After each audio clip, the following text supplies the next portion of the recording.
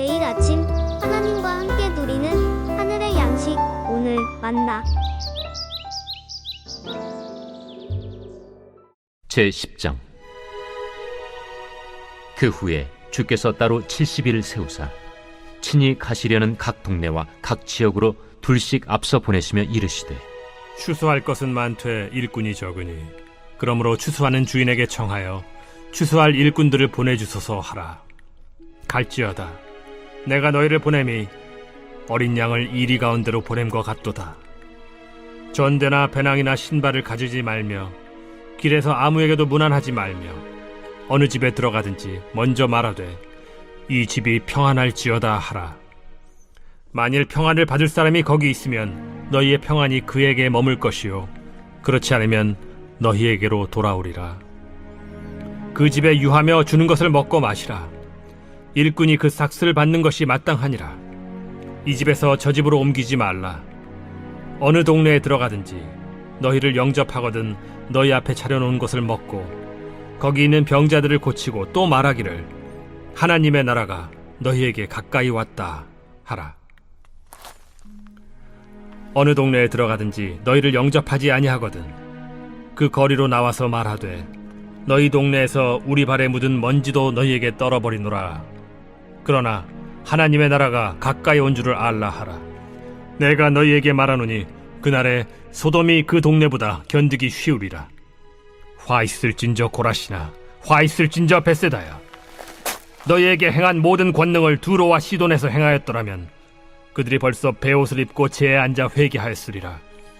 심판때에 두로와 시돈이 너희보다 견디기 쉬우리라.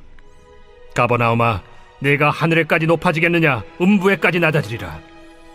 너희 말을 듣는 자는 곧 내 말을 듣는 것이요 너희를 저버리는 자는 곧 나를 저버리는 것이요 나를 저버리는 자는 나 보내신 이를 저버리는 것이라.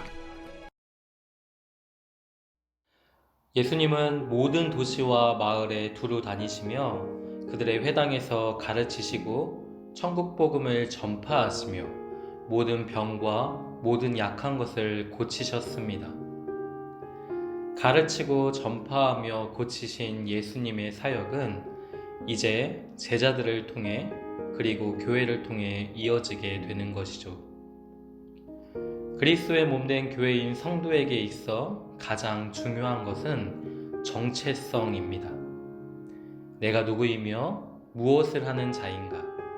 다시 말해 하나님의 부르심과 보내심을 아는 것, 이것이 중요합니다. 예수님께서 이 땅에 보냄을 받은 것은 아버지의 뜻을 이루시기 위함이었죠. 예수님은 근본 하나님의 본체시나 하나님과 동등됨을 취할 것으로 여기지 아니하시고 오히려 자기를 비워 종의 형체를 가지사 사람들과 같이 되셨고 사람의 모양으로 나타나사 자기를 낮추시고 죽기까지 복종하셨습니다.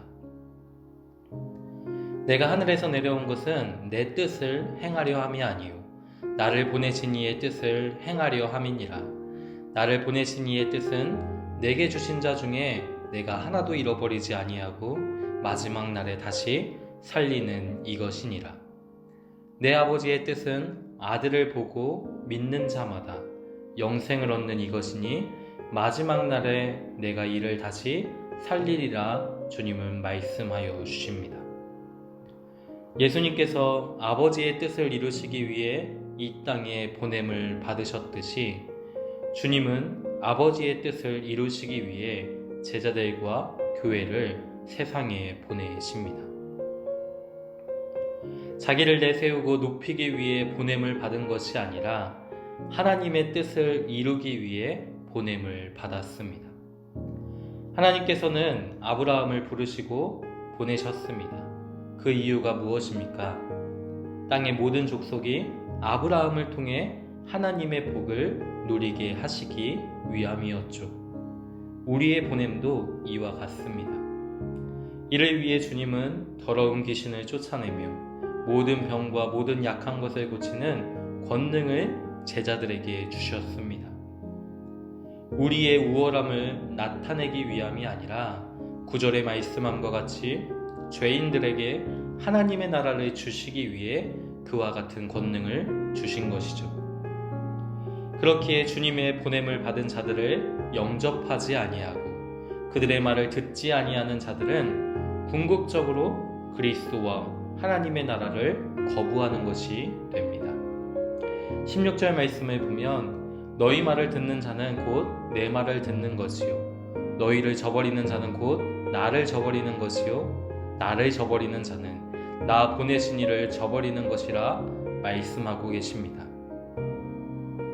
오늘 본문에 주님은 친히 70인을 세우시고 그들을 각 동네와 각 지역으로 앞서 보내시며 이렇게 말씀하고 계시죠.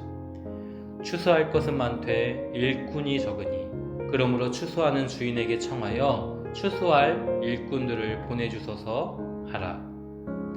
예수님은 목자 없는 양과 같이 고생하며 기진한 백성들을 보셨습니다. 이스라엘 안에는 하나님의 말씀을 가르치는 많은 종교 지도자들이 있었지만 백성들은 목자 잃은 양과 같이 고생하며 기진한 처지를 벗어나지 못하였죠. 예수님께서는 그들을 불쌍히 여기셨습니다. 그러나 추수할 일꾼이 없습니다. 목자 없는 양과 같이 고생하며 기진한 백성들을 위해 긍휼한 마음을 가지고 복음, 생명을 전할 일꾼들이 필요했습니다. 허물과 죄로 죽은 자들이 복음이신 그리스도로 말미암아 하나님의 나라에 참여되는 것, 이것이 추수할 일꾼들의 사명입니다. 천국 복음을 전파하고 가르치며 모든 병든 것과 약한 것을 고침을 통해 주님의 불쌍히 여기심, 그 긍휼과 자비를 통해서만 우리가 살 수 있음을 드러내는 것, 이것이 추수할 일꾼의 사명입니다. 목자 없는 양과 같이 고생하며 기진한 백성들을 향해 참 목자이신 주님을 선포하는 것, 이것이 추수할 일꾼의 사명임을 주님은 말씀하여 주십니다.